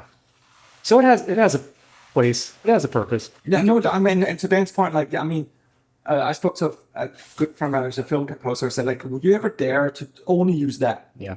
Because, like, if you in Soundpaint, like, you can make that sound like the most amazing thing ever. It's really, to your point, it's just a matter of whose hands it is, and if they know what they're more or less doing. Yeah. That's why I say, like, if you're good, you can make a couple, you know, knee slap spoons into a full arrangement in the right hands. You know, it's not always about the instrument. Yeah. Which I think a lot of people, they will buy something going like, oh, this will make me sound good, or this will like fill this hole for me. But in reality, like that's not like a lot of the times the best way to get a better sound is just to work on your own abilities. Yeah. Yeah, I agree. And I until running shoes can run by themselves. Right. Yeah. I find it fascinating that in all aspects of life, it doesn't matter what discipline, it's the same principle. Yeah. Like spend time on it, you get good. Yeah. And it can be law, it can be synthesizers. Right. Same thing. Yeah. Building Lego apparently as well. Yeah. It's pretty impressive. It's pretty amazing. How long did that take you? Well, I was dumb and I have to be careful like watching YouTube videos because I went on YouTube and there's like, I didn't know they're Legos. I mean, it's probably bigger than synthesizers. They're like Lego. Oh, definitely. Millions of subs. Oh yeah. Yeah. Have whole rooms full of their Lego. Yeah. The collection aspect is strong with that community. 6,500 pieces. YouTuber said it's about 8 hours. 2 weeks for me. Yeah. A lot more than 8 hours. I don't know how anyone could do that. I don't think I could build that in 8 hours. I mean, I think that you're curious about it. That there's something to be learned. I learned a lot for this. First of all, I just think it's beautiful design. Yeah. But it is modular as well. Ooh. So you can you can look in, and everything on the inside is just as expensive. There's weapon racks. Like if you look inside, it is completely pimped out. It's just a turning chair. Wow. Oh yeah. The chair will turn. Yeah, that's amazing. So and down here, if you look here, there's weapons racks, like all the different so there's it's not empty. It's just this full of rich. That's insane. Wow. And then on these things here, which are like the engines, I love this thing here. I love these chains. That's Yeah. They were hard to make, so you have to attach. But in here, there's like an escape pod. oh my gosh, Like, incredible. yeah, this thing blew up in Star Wars. Like it blew up in The Mandalorian, and people are bummed online. Yeah. Like, why would you buy something that's blown up? Yeah. What? That's it. Just because it looks cool, and I don't. Because I got to build it. Yeah. Exactly.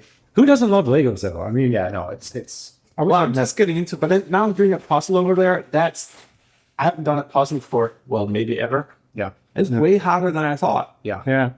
Yeah. What is it? Are you like on a building journey? What, the Legos, the puzzle? Every Christmas, Soundpaint. Yeah. yeah, it's always that. Every Christmas, the kids give me like these sweet gifts, Yeah. and it's always stuff that have to be assembled. And every Christmas, they kind of just end up lying in a corner and never get into it. So my wife has been in Thailand for the last month or so, and I was like, this would be the year where I actually like commit. Like the family is giving all these sweet things. Like I'm going to use it. I'm going to build it. Yeah, I don't want stuff if I don't utilize it anymore.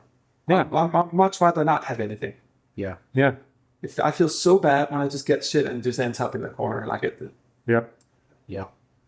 That's Yeah. I always like that. really just no. I mean, it's true. I mean, that's something that I think about. Synth holders. Yeah. I got that a lot of things. Yeah, it's definitely collecting, and as I was doing this kind of journey of just plugging everything in and making sure it like just run some voltage through it, I'm like, man, like, yeah, if I had like a month to spend on each one of these synths just to like really learn it, and just milk these things, I'd be like, that would be more gratifying to me.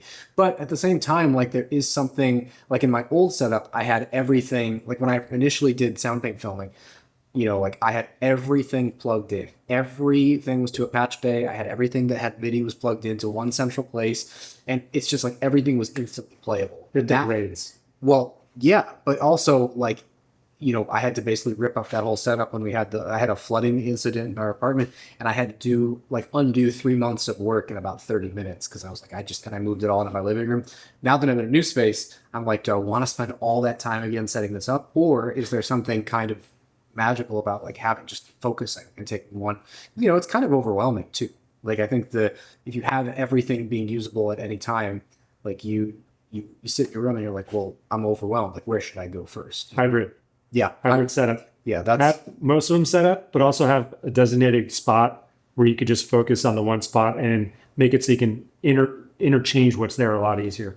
That's the way. I want to ask you guys a thought-provocative question. How many synths do you own? 59. 59, and you're 200. I'm in a few hundred, yeah. What was your address again? No. yeah, I don't know. It's So at which point is it hoarding, and at which point is it collecting?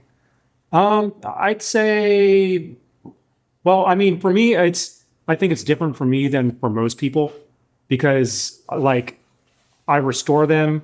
I have a lot of them that are used for parts.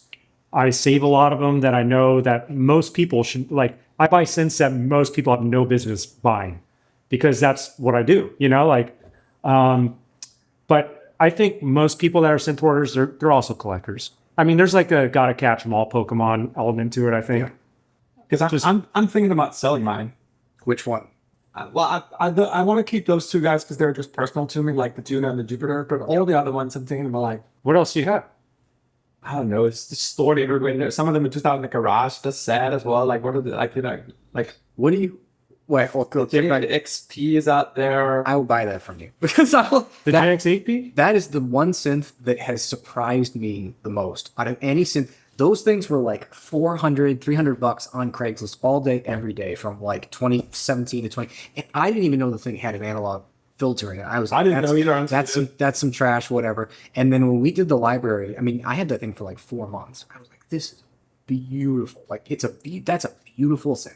And it Speaking sounds of amazing. miracle synth, I mean, for pad synths, I don't know if it's anything better than that for pads. It's a good pad synth for sure. It's great. Yeah.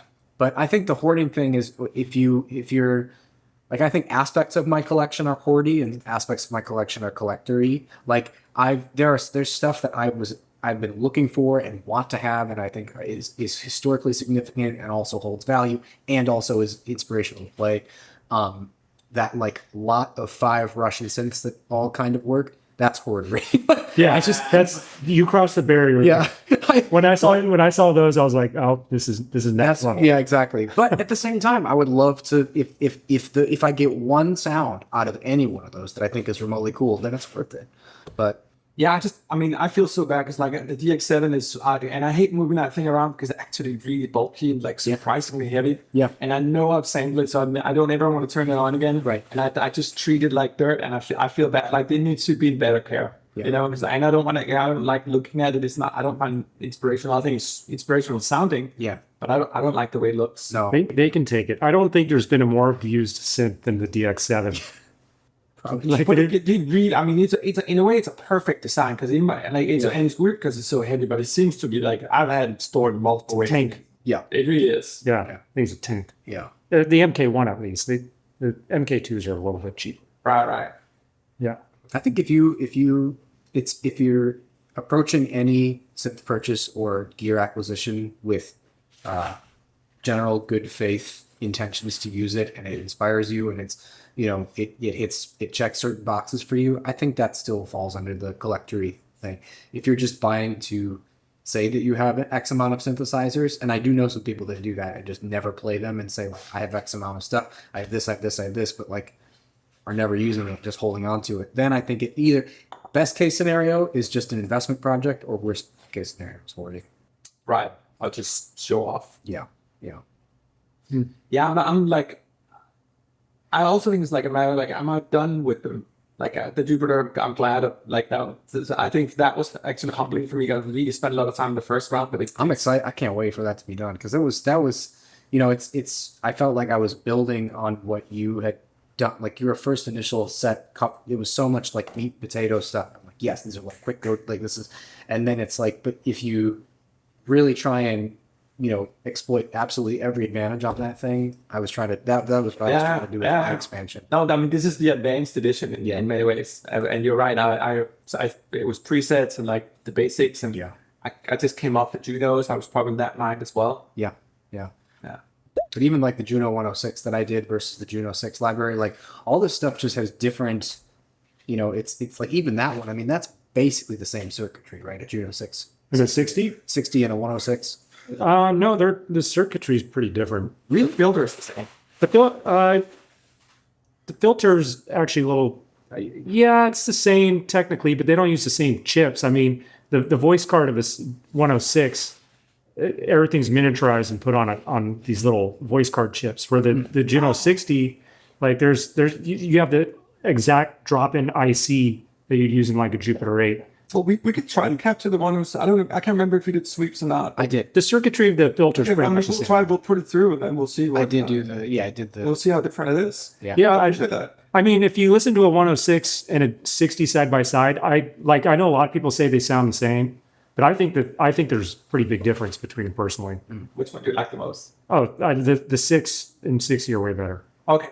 That's my personal opinion. And some people disagree. Yeah. Because like 106, I mean, I am surprised how many albums it's on. Like it's become like the de facto synth. The 106 is. It's definitely poppier. Like I feel like there's a more, in terms of modern pop sound. Like Thinner, a little thinner, maybe. They made more of them. It's more portable. It has MIDI. Sounds great. Hits all the same check boxes as far as like immediacy. And you don't need a synthesis degree to gets. play. Yeah. You know what I mean? Like anyone can enjoy a 106. I don't know this 26 and I don't know the CS80 well enough, and I know I do the 60. That's probably my desert island synth so far. The 60? Yeah, and the most lyrical too.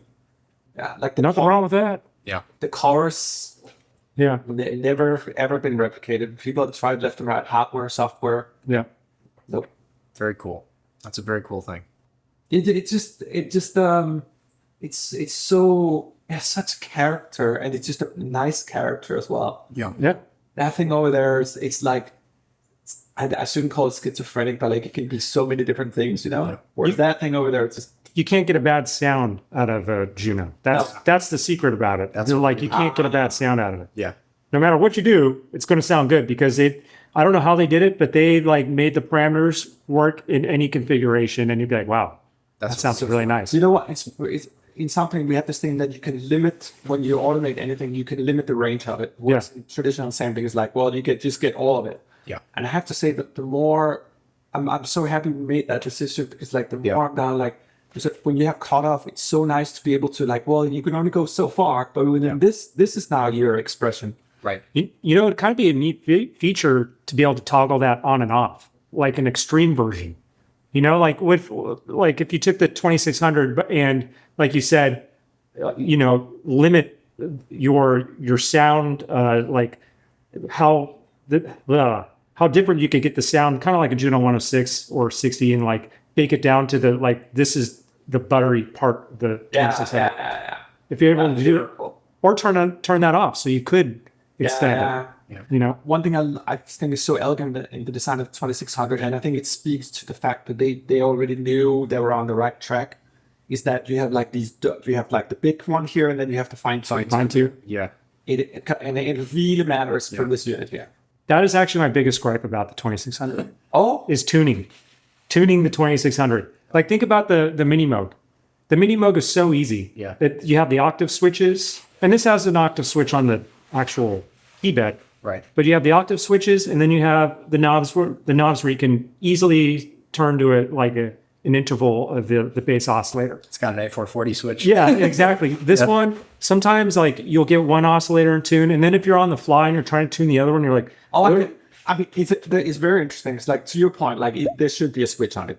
yeah. No, but I do find it freeing, and in the soul of I think of the synth that like because any little thing they're gonna start by like interpolating differently. That's also the beauty of its modularity. Like full freedom on all ranges. You know? Totally. Well, I mean, because you just don't use the oscillators as a tone source. Like a lot of the times you're using them as a modulation source, so that you need to be able to have complete range over the oscillator, so you could use them how you want to. Yeah. I haven't touched the keyboard once, and I don't use it either. So for me, I played melodies with the oscillators. Yeah. And it kind of got theremin like, but like once you try to you practice enough, you can kind of get it there. So you can kind of play. Yeah. And it was so beautiful because I'm thinking on detuning all the time, and then but then when you find that sweet spot and they all sing together. Yeah. Oh, I know. Yeah. I mean, there's some good mods for them though, where you can add octave switches to each VCO, or you could add sync, or there's. Is that one Marinelli has on his? Yeah, he has octave switches on his. He's got quite a few mods. And there's, I mean, just like it's a modular synth, so you can literally do any mod you want to it. Yeah, a mod. But I mean, I don't really care enough to do any of that. I like it as it is. Oh no, I mean, it's a lifetime. Yep. Yeah. Yeah. Well, I'm glad you enjoyed it so much. I was a little, when I dropped it off, I was like, okay, he had time with the CS80. What is he going to think about the 2600? Like, I know I love it, but I'm not you. So I'm surprised to hear that you enjoyed it so much.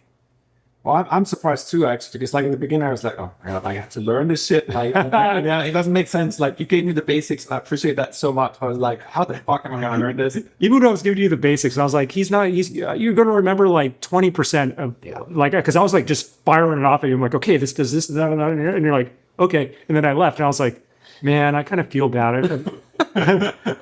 But you got it. Left me in the void, man. But the learning curve on that, it's steep, but it's quick, right? Like once you at least get your orientation and you're like, okay, cool. Like I understand how this works. You know, then it's like, it's a lot to learn, but if you get the basics quickly, or if you get the basics down, everything kind of, it's exponential. You know what I mean? Yeah. That was my experience. No, I agree. I agree. And then I started watching Marinello's videos. I rebuilt all these patches and all that. So, okay, it's like, when it came to like basses, like the thriller bass, I think I did 7 different versions of it. Yeah. So it was like, oh, that's cool. Oh, that's cool. I was like, holy shit. Like, it's not just one thing. No. Drum sounds. I mean, it's endless. It's endless. But for me, the reason I feel it's my instrument, and I'll just keep it. I've never, only with the Lyra 8 have I sat down and just have oscillators just sit in a room for 2 hours and just go in and create all these different universes. Like, that is so cool. And it's way beyond just playing. Yeah. No, I know what you're saying. And speaking of Anthony, I like, out of most people that I've seen with the 2600, he always says that's his instrument. And I've never seen anyone so quickly go up and do things on it where I'm like, I've never even thought, that never crossed my mind to try that. Yeah, he speaks art when he says like that, and it makes sense when you see him use it. You're like, oh, that is your instrument too. Yeah, and I just he has like a 50-year lead on me or something. I'm like, never too late. No, but it's that kind of instrument where you can fall in love with it, and when it makes sense, it's like, I mean, that's why it's a top 3 of mine. Yeah, no, I think pretty cool. It is so cool, man. And so humbling as well. Yeah. I always think I know enough, and then I have to sit in front of something. It was like, oh my God, like why my ignorance, you know? Yeah. So what else did it teach you? Like, I know that sounds like, that's a pretty comprehensive, like what you got out of it, but how complex synthesis really is, maybe. Yeah. Or how complex it could be. It also taught me a lot of things like I wouldn't do. It's not mainstream friendly. It's not sexy in a conventional sense. I would never even dare to build it myself in a virtual version because I can see the amount of complexities in it. Yeah. So it's an appreciation of complexity too, and learning to yield the most beautiful result because it's very easy to go wrong on it. Yeah. It's more philosophical for me than it's like practical. I mean, I get all the sounds I can make, and I think I explored that, but it's more like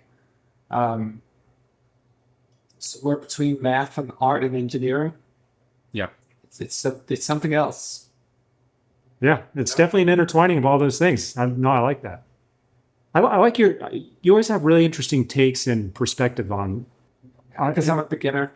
As a beginner's mind. No, but just the way that like you view things, it's interesting. And like you said, like even just how you explain that to me, I'm like, yeah, that makes total sense. And I never really thought about it that way. It's just, dialogues. I like it. No, I like your takes on. I've gone more practical over the years. That was definitely Dave rubbing off. Like his sense for architecture, simplicity, is no submenus, the beauty of it, the beauty of the sound. Yeah. This one has no presets. You're on your own, man. Yeah. Yeah. And you'll never get it back. Never get it. Yeah. I took in the beginning. I have hundreds of photos and I had a sound. I took a picture of it. Yeah. So I had my thriller bass. Yeah. Even if you tried to like do that, you're like, okay, this is where it goes. You need macro photos of all the fine. Right. I mean, to my point, like I did shoot in 63 megapixels, so you can really dial it. Yeah. Yeah, but like but if you go another 2600, it's gonna, even if you line it up perfectly, it's not gonna be. That was my experience with the two voice. Like I was in a studio, I created a bass sound that I loved, and I took a video of every single position of every in a relationship, and I tried to recreate it on another two voice, and it was Couldn't do it. like, man, like really, like, you know, where am I missing? You know, and you can rein it in, but that's the beauty of it. It's like it's the snapshot in time. That's actually why one of my favorite modern synths is the Moog subharmonicon, because you know those encoders or whatever are not really that precise in terms of timing and stuff. And so you'll turn the thing on, you'll be come up with something amazing. You could not touch it. Come back the next day, turn it on, and it'll read things in slightly different positions. Yeah. And it's gone. Sounds like the synthy. Yeah. The synthy. But that's cool. Okay, I asked you this question last time about the CS80. What didn't you like about the 2600? I think it's more like the reflection. Like for me, working with synths is like I get very philosophical in there. Yeah. So it was more what it told me about myself, my impatience, my immediate judgment of its layout and overthought. I had a little bit the same with the CS80s. Like this is like overthinking. Yeah. But when you come to the appreciation, it's like, well, that's what's cool about it. Right. You know, is it over-engineered? Yes. Like, would I do it myself? No. Yeah. But can I just appreciate someone else did it? Yes. You know? Yeah. So I think it's more what it. I feel each of them teach me something about myself. That's cool. I like that. Yeah. That's amazing. Yeah. You have so much more experience with like what's your life philosophy in synthesizers? That it doesn't need to be expensive or traditionally good to be fun or to do something amazing with it. Like as someone that, you know, I have more sense than anyone should probably have. And in my personal abilities, like Dan's a better physical player than I am, you know, and like for a normal person, no one should have this stuff, but like you could literally make anything sound great and make anything fun. Yeah. You just don't have to listen to what everyone else is doing to figure out what that is. And that's kind of what I picked up out of it. Like I keep saying it, the Kawaii K1, it's a stupid little black box. I remember. And they're like $100. Like anyone could go buy one. And I love that thing. It's like one of my favorite, more recent synths that I've picked up. And like, they're just, no one cares, you know, but I just, for some reason, it's just really fun with the joystick. And like, it doesn't need to be expensive to do amazing things. Yeah. You know? You also make me think, like, I think, like, as we each explore our own instruments, like, you have such a long backstory with your bass, for example. Yeah. Like, this thing about, like, allowing one to fall in love without the judgment of, oh, is Billie Eilish using that or not? You know, it's like, it doesn't matter. Yeah. What matters is how it speaks to us as individuals, you know? That's actually something I've realized when I kind of, like, went, my progression of synths was, like, I started with, like, a relatively hard thing to learn. Like, the MS-20 is not, you know, there's the translation to other synths is not as one-to-one as it is on a lot of other boards. So I like got in the art of it, and then I started becoming really obsessed with like what synths had been used on stuff. So like I was really a fan of like looking up like what sounds were created on whatever, and like that was my obsession for a while. Like I bought a Core Poly 61 solely because it was used in Ghostbusters, and I was like, oh, that's cool. It's not the Ghostbusters. Okay. Yeah, right. Yeah, exactly. And then I was like, okay, what? And that was like my obsession for like a solid 2 years. And then I like got to the top of that mountain, and then sold a bunch of stuff that I bought for that reason, and then was like, how can I get to those sounds on things that aren't that? Okay, so Christopher, like, I'm curious about this one. Like, which synth do you think is the most used of all time across all records and celebrities and fitness, this and that? DX7 has to be. I Just solely based on volume I alone. want the same. Yeah, it has to be the DX7. the computer. Right, exactly. Yes, a lot of free synth plugins. Yeah. Yeah, like Silence and all that stuff. I'm sure that's pretty. Oh, Silent. Yeah, back in the day. Yeah. Back in the day. Massive. Yep. But I would say Serums had it in. it has to be the DX7. Maybe the Juno. Maybe a Mo. Well, the DX7 was a little bit later. The other one's got a couple of decades on it, you know, or at least 1 decade on it. But I just thought they weren't as bouncy. Well, Korg M1. Yeah. But that's hardly a synthesizer. Yeah. I mean, the mini mode has used in every genre. known to man. I mean, that thing's been used on everything. Yeah. I'd probably say Mini Moog or DX7 maybe. Yeah. The M1 is the best selling synth of all time. Right. Yeah. Over 500,000 units. That's about the same with the DX7. Yeah. Yeah. Yeah, which is surprising to me. Like, I'd never like mentally think about the M1 being like this huge deal, you know. But I know, like, I know, like presets, the amount of presets that were used on things that we all know. Well, I think there's a lot to be learned from the M1 for me. It's like first preset 001 or 00, like universe. Yeah. And everyone in the store is like, I am God. Yeah. You know that, and the first synthesizers really embrace samples at like next level. Yeah. I mean that saxophone next to famous demo sport famous. But like this, I was like, this is real. Yeah. This is completely, they've nailed like photorealistic audio. Like, Yeah. I should get my M1 back. but the thing is like that. Well, there's one like the house organ on it is used for house music, Everything. Yeah. right? And the piano, those two things I could probably compare to put the rest out in there. Use those sounds again. They're too abused. Yeah. Do you have a synth you sold that you regret selling? No. Okay. No, I mean, if I sold it, I bought it back at some point. I mean, there's just, it's like a revolving door, you know? Yeah. I'm like, I have one for our next talk. Like, what if you could build your own synthesizer? What would it be? Don't answer that. I'm sorry for interrupting. Oh, no, I already kind of know the answer. But no, I mean, I really haven't sold anything. Like, there's never been something I've sold where I'm like, wow, I shouldn't have done that. But that's because I just don't sell them. Unless I have more than one. I think I've told you in the past, I have bought and sold a JX3P 3 times. But like, that's a synth on paper I should love. But every time I keep getting them, I just, Here's the deal with the 3P. Every synth should have its sequencer. Yeah. The Jupiter 8 should have the JX3P sequencer. The Juno 60 should have the JX3P sequencer. Yeah. The problem with the 3P is you can't get away from its sound.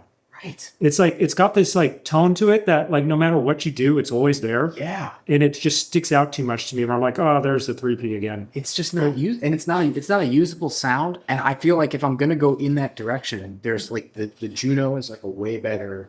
But it doesn't have a sequencer. It doesn't. Yeah. True. That's what I mean. That's why, like, if you, if you've ever, what the 60? Yeah. But the 3P has It's an incredible. it's a gated step like polyphonic step sequencer. Yeah. And if anyone watches anything that I've done in social media, it's like it's pretty much used on every single thing that I've ever made for that very reason, because it's a complete utility. Such a good interface. I could just sequence chord structures that are syncopated on the 3P. Yeah.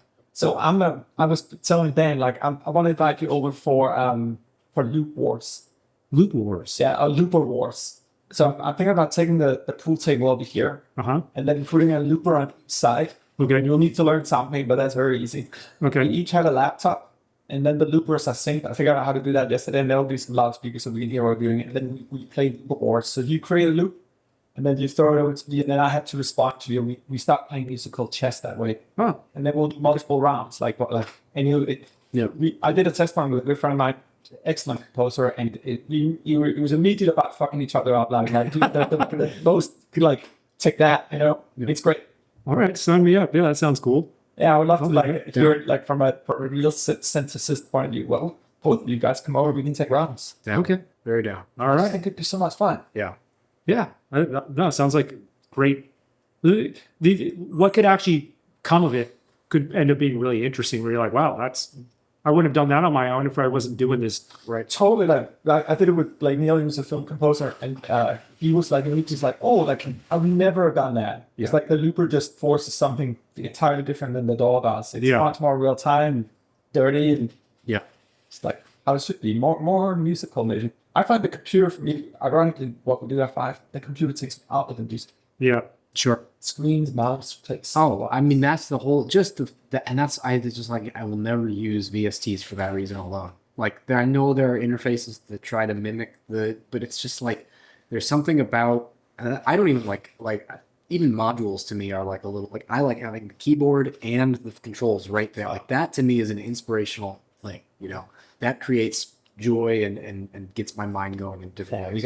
We gotta build that Soundpaint keyboard one with the other. I mean, it would pretty much be the Prophet X how it's supposed to be. Yeah. like with actual corresponding software. Yeah, that's what's needed. That's like the final gap to be bridged.